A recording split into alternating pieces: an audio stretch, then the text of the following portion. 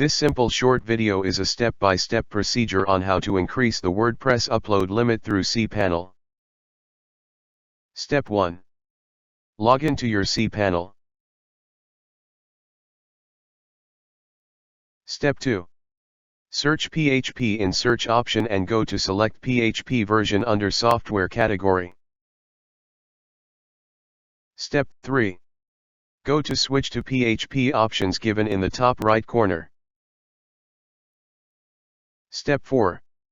Change the file upload size and click on Apply button.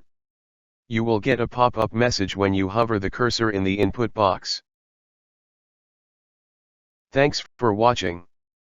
Please subscribe to my YouTube channel. Like and comment.